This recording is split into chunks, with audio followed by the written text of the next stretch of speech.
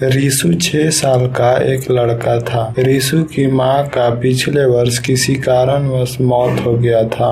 रीशु के घर में रीशु और उसके पिता के अलावा कोई नहीं था। उसके पिता का नाम मोहन था।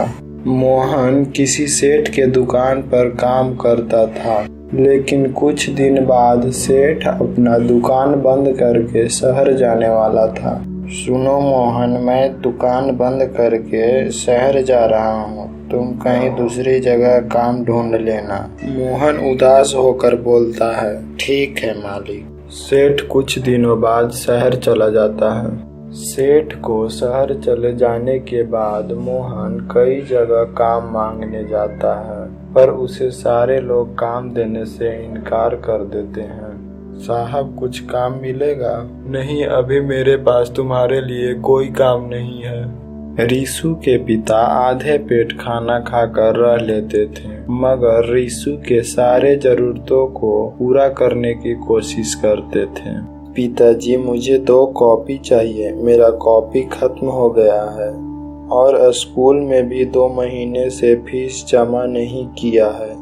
इस बार फीस नहीं जमा किया तो मुझे स्कूल से निकाल देंगे। ठीक है, ये लो 50 रुपए, जाओ पास के दुकान से ले आओ।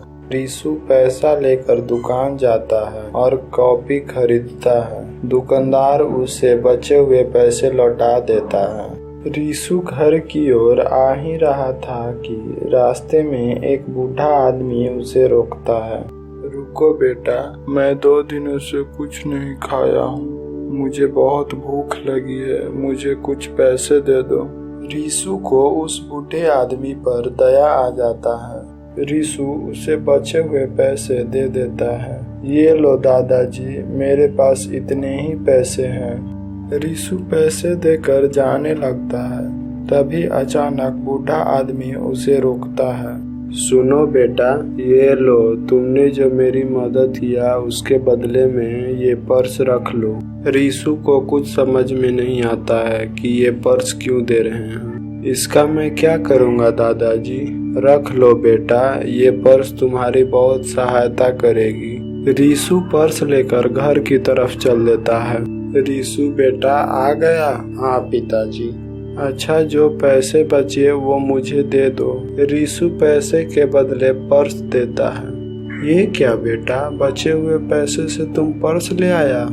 तुमको पता है ना, काम नहीं मिलने के कारण हमारी स्थिति खराब है। माफ कर दीजिए पिताजी, आगे से ऐसा नहीं करूँगा।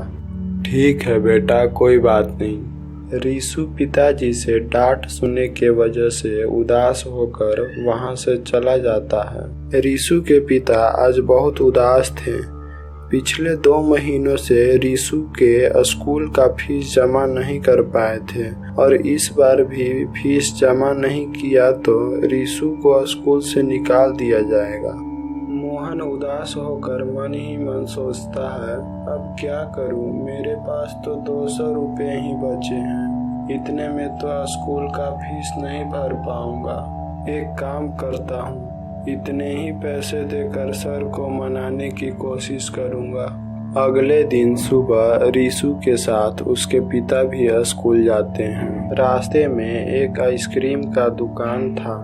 चलो बेटा, आज मैं तुम्हें आइसक्रीम खिलाता हूँ। रीशु ने अपने पसंद का आइसक्रीम ले लिया। पिता ने पैसे देने के लिए पर्स खोला तो उसमें 1000 रुपए थे।